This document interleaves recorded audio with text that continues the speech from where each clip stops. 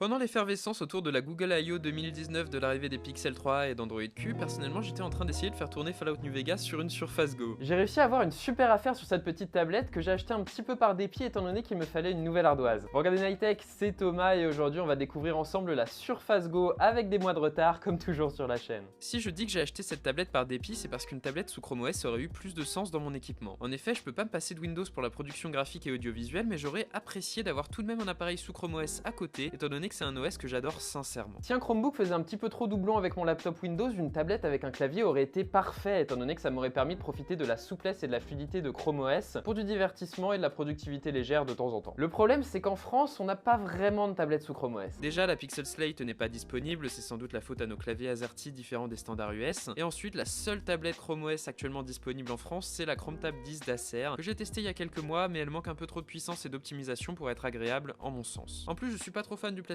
qui a été utilisé au final. D'où ma constatation, avec la quasi-mort du marché des tablettes sous Android, la seule solution qu'il me restait c'était la Surface Go sous Windows 10 donc. Je dois vous avouer qu'à la réception, j'ai pas été spécialement impressionné par cette petite surface. Certes, elle est toute mignonne, son clavier réussit l'exploit d'être à la fois compact, ultra fin et super confortable à utiliser, tout en ayant un design et une construction juste au-delà de tout reproche. D'ailleurs, honnêtement, j'irais jusqu'à dire qu'en ce moment, c'est Microsoft qui sont les meilleurs en termes de design sur leur gamme Surface. Il suffit de jeter un œil à la Surface Studio pour s'en persuader d'ailleurs. À part ça, j'ai vraiment pas eu d'effet waouh, c'est une tablette sous Windows quoi. Une fois Google Chrome installé, j'ai retrouvé l'environnement que je connais déjà très bien avec les Universal Apps et l'environnement Google bien intégré. On peut même passer des appels duo depuis Windows désormais.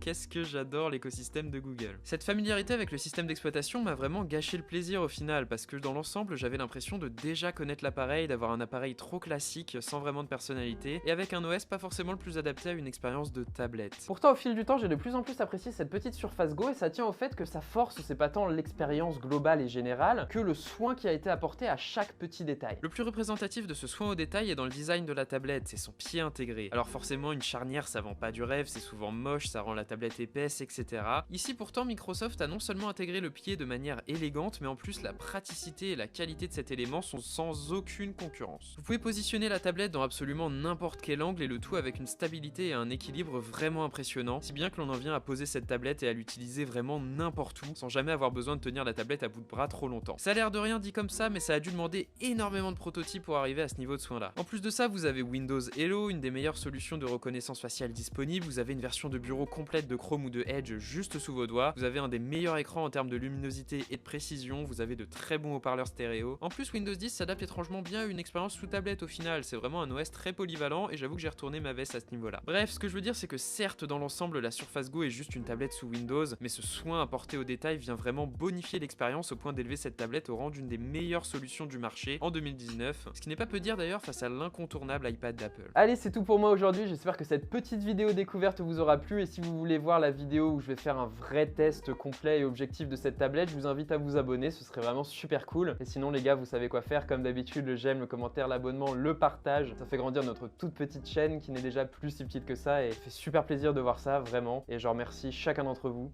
sincèrement. Je vous dis à la prochaine les gars, tout simplement. Allez, salut.